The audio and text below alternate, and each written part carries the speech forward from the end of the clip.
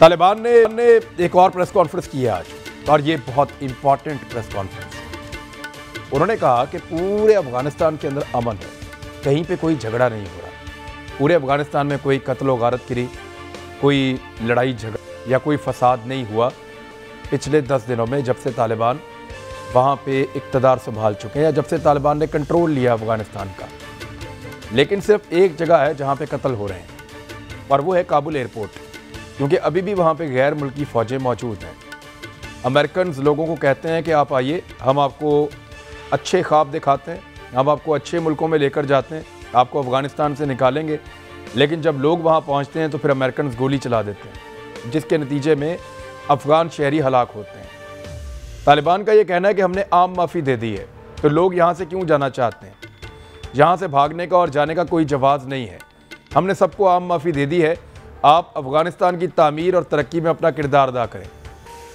अफ़गानिस्तान में तालिबान को ये लगता है कि अमेरिका जानबूझ के जो हुनरमंद लोग हैं, जो कारामद लोग हैं, उनको अफ़गानिस्तान से निकालना चाहता है, ताकि अफ़गानिस्तान तरक्की ना कर पाए और अफ़गानिस्तान के रास्ते में रोड़े अटकाए जाएँ, तालिबान के लिए मुश्किल हालात पैदा किए जाएँ। इसीलिए तालिबान ने अब एयरपोर्ट की तरफ जाने वाले रास्ते बंद कर दिए हैं। सिर्फ गैर मुल्की एयरपोर्ट तक जा पाएंगे और गैर मुल्की ही एयरपोर्ट से बाहर भी जा पाएंगे। जो अफ़गान शहरी हैं उनको काबुल एयरपोर्ट पर जाने की इजाज़त अब नहीं दी जाएगी अफ़गान तालिबान की जानिब से। ये तो हो गया एक और चीज़ क्लियर। दूसरा, अमेरिका जिन अफ़गानों को निकाल रहा है अफ़गानिस्तान से, उनको अमेरिका नहीं लेकर जा रहा, उनको यूरोप नहीं लेकर जा रहा, उनको तरक्की याफ्ता मुल्कों में नहीं लेकर जा रहा, बल्कि उनको इधर मिडल ईस्ट में छोड़ के जा रहा है, खलीजी रियासतों में उनको ड्रॉप कर रहा है। अपने लोगों को वापस अपने मुल्कों में लेकर जा रहे हैं, जबकि अफ़गानों को खलीजी रियासतों में ड्रॉप कर रहे हैं। यहाँ अबू धाबी से कुछ तस्वीर मंजर आम पे आई, और उन तस्वीर में मैं देख रहा था कि हज़ारों मर्दों ख़वातीन जो हैं और बच्चे भी, वो ज़मीन पर रहने पर मजबूर हैं और बैठे हुए हैं एक कैंप में, और इन हज़ारों लोगों के लिए सिर्फ एक वॉशरूम था वहाँ पे। तो बड़ा इंसानियत सूद जो है वो सलूक हो रहा है, और बड़ी ज़्यादती अफ़गानिस्तान को छोड़ने वाले पनाहगज़ीनों के साथ हो रही है। इंडिया में पनाहगज़ीनों की हालत बहुत बुरी है, और आसपास के जितने ममालिक हैं उन्होंने भी पनाहगज़ीन लेने से इनकार कर दिया है। अमेरिका जो चाहता है कि तमाम ममालिक अफ़गान पनाहगज़ीनों के लिए अपने दरवाजे खोल दें, वो खुद अपने मुल्क में उनको ले जाने के लिए तैयार नहीं है। यूरोपीय यूनियन के पास या यूरोप में जितने ममालिक हैं वहाँ पे अफ़गान एक बड़ी तादाद में मौजूद हैं, लेकिन वो लोग भी अब अफ़गानों से तंग हैं और वो उनको अपने मुल्क में नहीं आने देना चाहते। वो ये चाहते हैं कि ये अफ़गानिस्तान छोड़ दें, एक इंसानी बहरान पैदा करना चाहते हैं, लेकिन उन लोगों को अपने मुल्कों में नहीं आने देना चाह रहे, जो बेचारे अपना सब कुछ दाव लगा कर जाना चाह रहे हैं अफ़गानिस्तान को छोड़ के। तालिबान ने एक और ऐलान ये किया है कि जो ख़वातीन हैं उनके लिए एक पॉलिसी बनाई जाएगी जिसके तहत वो काम कर सकें। मुख्तलिफ शोबों की ख़वातीन काम करती रहे, लेकिन कई शोबों की ख़वातीन को उन्होंने कहा कि आप अपने घर पे रहें, आपको तनख्वाह मिलती रहेगी, लेकिन जैसे ही पॉलिसी बन जाएगी आपकी हिफाजत का प्रॉपर बंदोबस्त हो जाएगा, उसके बाद आप आइए और आकर कामकाज कीजिए, किसी किस्म का कोई एतराज़ नहीं होगा। आज बड़े अहम सवालात का जवाब दिया। ख़वातीन सहाफ़ी भी वहाँ पे मौजूद थी, वो सवालात करती रहीं, और उनके जवाब जो हैं वो तालिबान हुकूमत के लोग जो है या तालिबान के तर्जुमान ज़बीउल्लाह वो देते रहे। कि पाकिस्तान जिस तरह तालिबान ने इससे पहले कहा कि जी जो तालिबान पुराने थे वो अब बदल गए हैं, और वो एक अपने आप को एक रिफॉर्म तालिबान शो करने की कोशिश कर रहे हैं, और ज़ाहिर है जो उनकी मिलिट्री उनकी वहाँ पे जो उनकी एक कामयाबी है, उसके बाद वो चाह रहे हैं कि अपना नैरेटिव जो है वो ठीक तरह से कन्वे करें। पाकिस्तान भी अपने आप को बड़ी अपनी जो हमारी जो डिप्लोमेसी है उसको बड़ा वाज़ेह करना चाहता है। एक तो पाकिस्तान ने कहा जी हम वहाँ किसी फाइटिंग फोर्स के साथ नहीं है, हम पीस के अमन का हम बिल्कुल साथ देने के लिए तैयार हैं।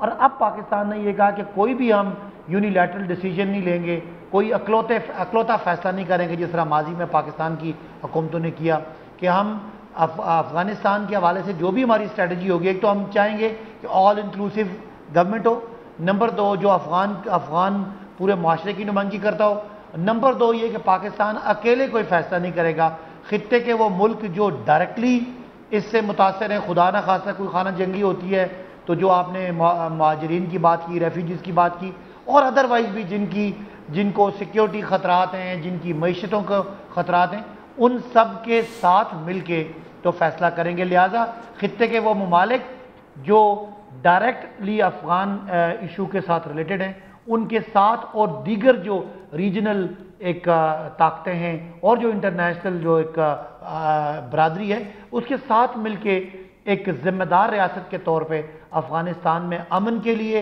उसकी तामीर और तरक्की के लिए पाकिस्तान अपना साथ देगा। देखिए, इन 4 मुल्कों की अगर आप तारीख देखें तो ये जो आज के तालिबान जहां पर बैठे हुए हैं 96 ऑनवर्ड्स, ये वो ममालिक थे जो इनके खिलाफ थे। और इन ममालिक ने जो रेजिस्टेंस थी तालिबान के खिलाफ, उसमें नॉर्दर्न अलायंस कह लीजिए, जो भी लोग मौजूद थे, बदख्शां के पंछी और ये इलाके, इनकी मदद भी की और इमदाद भी की और उनको ट्रेनिंग भी दी, जिसकी वजह से तालिबान ने बहुत बड़ी मार भी खाई थी यहाँ से। ये मुल्क अब भी किसी हद तक समझ गए हैं मामलात को, लेकिन इन मुल्कों के अपने तहफ़्फ़ुज़ात डेफिनेटली हैं।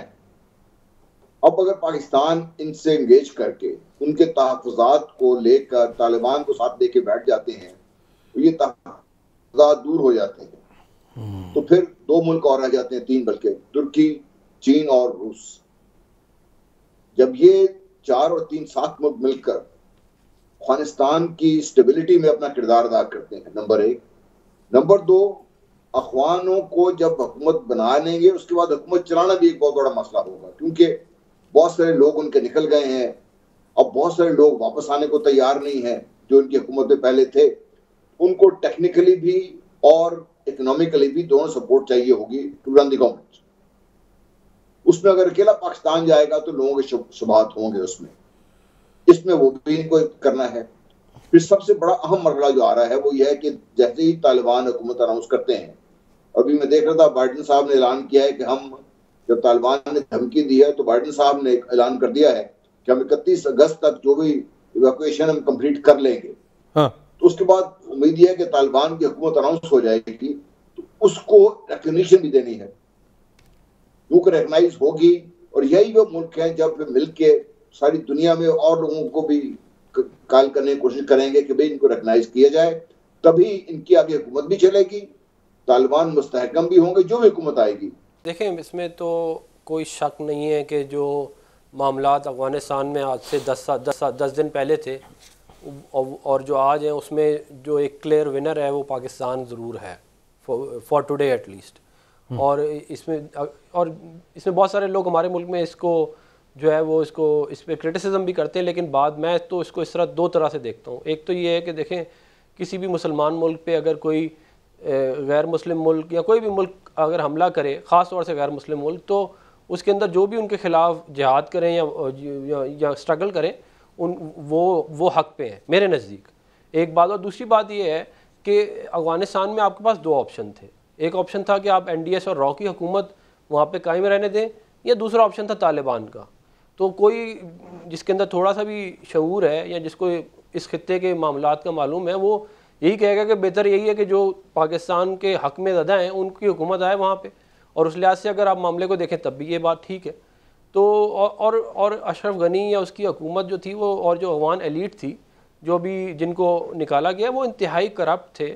और मतलब इस हद तक करप्ट थे कि अब एक ये फिगर आ रही है कि जो 3 लाख अफगान आर्मी और उनकी एयरफोर्स थी और जो बाकी थे वो टोटल 50,000 थे, 2.5 लाख के करीब बाकी कागजों में थे, मुख्तलिफ फिगर, मुख्तलिफ सारे कागजों में थे। अब मतलब इसमें डिफरेंट फिगर्स हैं, लेकिन एक 50,000 की भी आई है। तो जो इन्होंने तो देखें 20 साल अमेरिका को लूटा है, जो अफगान एलीट थी उधर बैठी हुई। इन्होंने वहाँ पे जो उनका सदर था, फर्स्ट प्रेसिडेंट, वो रॉ का ट्रेंड था, अमरुल्लाह साले, जो अभी रेजिस्टेंस भी कर रहा है किसी हद तक। तो ये तो कोई मतलब कि कोई बेवकूफ़ आदमी ये कहेगा कि जी अफगानिस्तान, वो भी और हमदुल्ला मुहिब भी रॉ का आदमी था, होनी चाहिए। हमदुल्ला मुहिब भी पूरी, इन्होंने जो इनकी पूरी जो फौज की जो इनके ऑफिसर्स थे वो प्रो इंडिया थे, NDS जो थी वो प्रो इंडिया थी। और मतलब इस हद तक प्रो इंडिया थे कि वो मतलब यहाँ पे बेतहाशा हमले जो TTP ने किए वो उनको सपोर्ट करते रहे, उनको फाइनेंस करते रहे। एग्जैक्टली। तो अब ये कोई अहमक ही होगा जो कहेगा कि जी उधर जो है वो मतलब मेरा अपना ज़ाती तौर पे ख्याल है कि इसको इस एंगल से ही देखना चाहिए। देखिए, मैं मुसलसल इस बात पे कायम हूँ और जैसे जैसे वक्त गुजर रहा है मुझे इसके ऊपर जो मेरी कन्विक्शन है वो ज़्यादा और मजबूत होती जा रही है। वो बड़ा सिंपल है कि अफगानिस्तान और पाकिस्तान अगर ये रीजन सेटल हो जाते हैं, यहाँ पे अमन हो जाता है, और जिस तरह भी डॉक्टर अफनान ने बड़ी ज़बरदस्त बात की, जो रीजन कनेक्टिविटी है एक्सक्लूडिंग इंडिया, आप देखिए ना कि इंडिया के बॉर्डर से अगर आप देखना शुरू करते हैं, इस सूरत में जब पाकिस्तान और अफगानिस्तान स्टेबल होता है तो ये सारा रीजन जो है ये उठना शुरू होगा और इसके बाद वेस्ट को अपनी जगह नहीं मिलेगी। मगरिब की सबसे बड़ी शिकस्त ये होगी, उनके ट्रुप्स का निकल जाना, अब तो हम ये कह रहे हैं ना बात, वो ठीक है, लेकिन अगर इनका यहाँ से जो इन्फ्लुएंस है वो खत्म हो गया तो मगरिब का तो फिर बेड़ा गर्क हो जाएगा, इसका सारा कुछ तो भी इस रीजन में आ जाएगा। यहाँ पे आप तजारत कह लीजिए, आप जो मर्जी बात कर लीजिए, इकोनॉमिकली देख लीजिए जो पोटेंशियल है इस रीजन का। अभी डॉक्टर साहब भी बात कर रहे थे, सिर्फ कैस्पियन सी की रिसोर्सेज एक्सप्लॉइट होना शुरू हो जाएं और अफगानिस्तान के थ्रू बाहर आना शुरू हो जाए तो अफगानिस्तान को जो उसकी राहदारी है वो जितनी मिलेगी, अफगानिस्तान की इकॉनमी खड़ा होना शुरू हो जाएगी। तो ये तो वो कभी बर्दाश्त नहीं कर सकते। पाकिस्तान का सबसे बड़ा चैलेंज इस वक्त ये है कि पाकिस्तान अफगानिस्तान के साथ मिलकर इस चैलेंज को समझे और इसका सद्देबाब करने के लिए जो इर्द के ममालिक हैं, जिनका भी शाह महमूद कुरैशी साहब भी चक्कर लगा रहे हैं, चीन और रूस तो ऑलरेडी इस सिलसिले में बड़ा क्लियर है। तो तुर्की भी देखिए, जब किसी एक स्टेज पे कह रहा था कि अपने ट्रुप्स भेजूंगा और जो काबुल एयरपोर्ट को कंट्रोल करेंगे, वो पीछे हट के बैठ गया हुआ है। तो ये एक ऐसी चीज है जो पाकिस्तान को बड़ी डेफिनेटली कर रही होगी। अगर मुझे कर रही है, मैं तो बाहर बैठा हूँ, अखबार पढ़ते हैं, आप लोगों से बात सुनते हैं, उनको भी करेगी।